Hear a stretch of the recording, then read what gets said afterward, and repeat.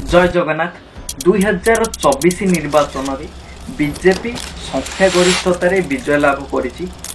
फल ओडिशार जते सब बड़ बड़ न्यूज चैनल माने अछंती से माने मुख्यमंत्री घोषणा पूर्वर मुख्यमंत्री किए हेबो बोली अपराजिता षडंगी, बैजयंत पंडा, सूर्यवंशी सूरज, धर्मेंद्र प्रधान एवं गिरीश चंद्र मुर्मू आदि राजनेता माननकु मुख्यमंत्री हेबा पाई अनुमान लगाइले।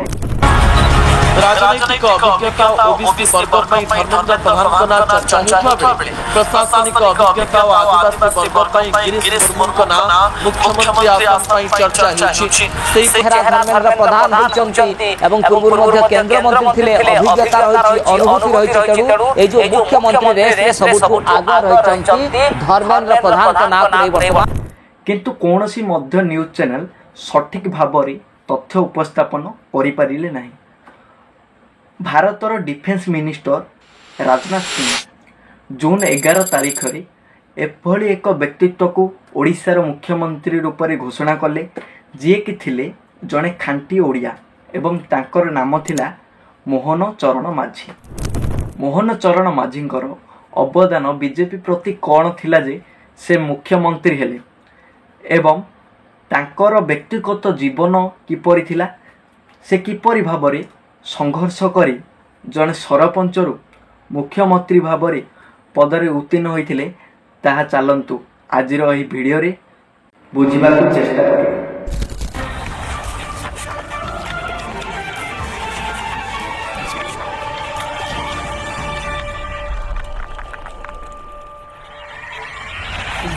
मोहन चरण माझी 6 जानुआरी 1972 मसीह केन्दुझर जिलार रायकला ग्राम रे जन्म ग्रहण करथिले।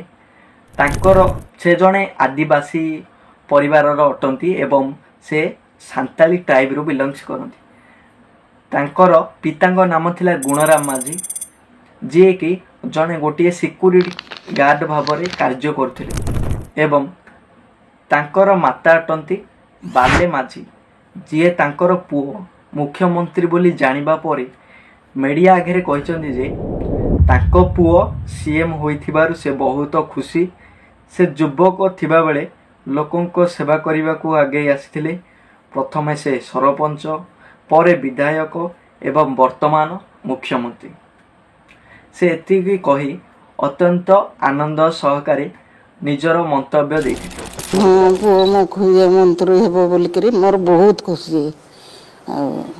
मैडम पिला केमि कटिथिला तातले हां मां को पूर्व आज सकाळे जतले देखाइथिले कि कहथिले जे मु हेइ पारे मुख्यमंत्री बा मंत्री पद पाई पारे। हां नाइ कही जे आमे भाबलु मुख्यमंत्री हेबो बोली करी। मोहन माझी को आपण बढ़ई छंती से केमिति मोहन चरण माझींकर 3टी भाई एवं गोटिए भौणी थिला। तांकर बापा गुणराम माझींकर मृत्यु परे से जेहेतु घरर बड़ पुत्र थिले से समस्त घरर दायित्व बहन करथिले पाठ पढ़िबा सहित। 3 भाई और जड़े भौणी मध्य मोहन थिले सबुठारु बड़ पुओ एवं घरर सबु दायित्व मोहनकर मुंडरे थिला। दर्शक बंधु एही समय किछि वर्ष तले से तांको भाई और बापा को भी हरैछन। भाई जदि तांकर व्यक्तिगत जीवन सांसारिक जीवन विषय जानिबा ताहाले तांकर स्त्री अटंती प्रियंका मरांडी एवं प्रियंका मरांडी एवं मोहन चरण माझींकर 2टी पुत्र अटंती। तांकर सान पुओ जे कि कृष्णा माझी 8म श्रेणी रे पढ़ुचंती एवं तांकर बड़ पुओ +2 फर्स्ट ईयर रे पढ़ुचंती। यह थिला मोहन चरण माझींकर व्यक्तिगत जीवन विषय एवं परिवार विषय। वर्तमान आमे जानिबा मोहन चरण माझींकर शिक्षागत योग्यता विषय। मोहन चरण माझी तांकर स्कूलिंग झुंपुरा हाई स्कूल रे 1987 रे कंप्लीट करथिले एवं से तांकर हायर सेकेंडरी एजुकेशन 1990 मसीह रे समाप्त करथिले। तापरे से चंद्रशेखर कॉलेज रे चंपुआ रे 1993 रे बीए डिग्री हासिल करथिले एवं एहा परे से बैचलर ऑफ लॉस पढ़ी ढेंकानाई लॉ कॉलेज रु 2011 मसीह रे पारदर्शिता हासिल करथिले। माने से जणे राजनीतिज्ञ हेबा सहित ଜଣେ ଲୟର ମଧ୍ୟ ସେ ଆଇନରେ ମଧ୍ୟ ପାରଦର୍ଶିତା ହାସଲ କରିଥିଲେ। ସେ ରାଜନୀତିରେ ଯୋଗଦେବା ପୂର୍ବରୁ ଝୁମ୍ପୁରା ସରସ୍ୱତୀ ଶିଶୁ ମନ୍ଦିରରେ ଶିକ୍ଷକତା କରିଥିଲେ। ଏହା ଥିଲା ମାଝୀ ଆଜ୍ଞାଙ୍କର କ୍ୱାଲିଫିକେସନ ବିଷୟରେ। ବର୍ତ୍ତମାନ ଆମେ ଜାଣିବା ତାଙ୍କର ରାଜନୀତିକ କ୍ୟାରିୟର ବିଷୟରେ। ତାଙ୍କର ରାଜନୀତିରେ ଭୂମିକା କ'ଣ ଥିଲା ତାହା ବିଷୟରେ ଜାଣିବା। ମୋହନ ଚରଣ ମାଝୀ ତାଙ୍କର ରାଜନୀତିର ପ୍ରଥମ ପାହାଚ ଥାପିଥିଲେ ଜଣେ ସରପଞ୍ଚ ଭାବରେ। ସେ 1997ରୁ 2000 ମସିହା ପର୍ଯ୍ୟନ୍ତ ସରପଞ୍ଚ ଭାବରେ କାର୍ଯ୍ୟ କରିଥିଲେ। ଏହା ବ୍ୟତୀତ ସେ ବିଜେପିର ରାଜ୍ୟ ୟୁନିଟ୍ର ଆଦିବାସୀ ପକ୍ଷର ସଚିବ ଭାବରେ ମଧ୍ୟ କାର୍ଯ୍ୟ କରିଥିଲେ। ସେ ଅନୁସୂଚିତ ଜାତି ଏବଂ ଜନଜାତିର ସ୍ଥାୟୀ କମିଟିର ସଦସ୍ୟ ମଧ୍ୟ ଥିଲେ। ସେ 2000 ମସିହାରେ କେଉଁଝରରୁ ପ୍ରଥମ ଥର ପାଇଁ ଓଡ଼ିଶା ବିଧାନସଭାକୁ ନିର୍ବାଚିତ ହୋଇଥିଲେ। ସେ 2004ରେ ପୁଣି ଥରେ ବିଧାନସଭାକୁ ନିର୍ବାଚିତ ହୋଇଥିଲେ ଏବଂ 2005ରୁ 2009 ମସିହା ପର୍ଯ୍ୟନ୍ତ ସେ ବିଜେପି ସରକାରରେ ଡେପୁଟି ଚିଫ୍ ଭାବରେ କାର୍ଯ୍ୟ କରିଥିଲେ। ସେ 2009 ଏବଂ 2014 ମସିହାରେ ବିଧାନସଭା ନିର୍ବାଚନରେ ହାରିଯାଇଥିଲେ, କିନ୍ତୁ 2019 ମସିହାରେ ସମାନ ନିର୍ବାଚନ ମଣ୍ଡଳୀରୁ ସେ ବିଜୟ ଲାଭ କରିଥିଲେ ଏବଂ 2024 ମସିହାରେ ମଧ୍ୟ ସେ ବର୍ତ୍ତମାନ ମଧ୍ୟ ସେ ସମାନ ନିର୍ବାଚନ ମଣ୍ଡଳୀରୁ ସେ ବିଜୟ ଲାଭ କରି ବର୍ତ୍ତମାନ ମୁଖ୍ୟମନ୍ତ୍ରୀ ହୋଇଛନ୍ତି। ମୋହନ ଚରଣ ମାଝୀ 4 ଥର ବିଧାୟକ ଅଟନ୍ତି। ତ ସେ କେତେ ଭୋଟରେ ଜିତିଥିଲେ, ବିଧାୟକ ହୋଇଥିଲେ, ଏହି ଟେବୁଲ ଉପରେ ଟିକେ ନଜର ପକାନ୍ତୁ। 2000 ମସିହାରେ ସେ 51,449 ଭୋଟରେ ବିଧାୟକ ଭାବରେ ନିର୍ବାଚିତ ହୋଇଥିଲେ। ତାପରେ 2004 ମସିହାରେ ସେ 46,146 ଭୋଟରେ ବିଧାୟକ ଭାବରେ ନିର୍ବାଚିତ ହୋଇଥିଲେ। 2009 ମସିହାରେ 29,202 ଭୋଟରେ ସେ ପରାସ୍ତ ହୋଇଯାଇଥିଲେ। 2014 ମସିହାରେ ସେ ପୁଣି ଥରେ 47,283 ଭୋଟରେ ପରାସ୍ତ ହୋଇଯାଇଥିଲେ।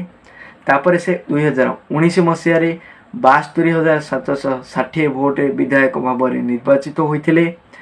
ପୁଣି ଥରେ ସେ ବର୍ତ୍ତମାନ 2024 ମସିହାରେ 87,815 ଭୋଟରେ ବିଧାୟକ ଭାବରେ ନିର୍ବାଚିତ ହୋଇଛନ୍ତି ଏବଂ ବର୍ତ୍ତମାନ ସେ ମୁଖ୍ୟମନ୍ତ୍ରୀ ଅଟନ୍ତି।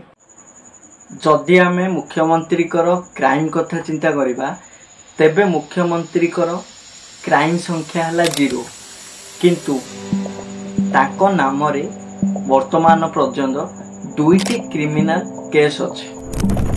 କ'ଣ ଆପଣମାନେ ଜାଣିଛନ୍ତି?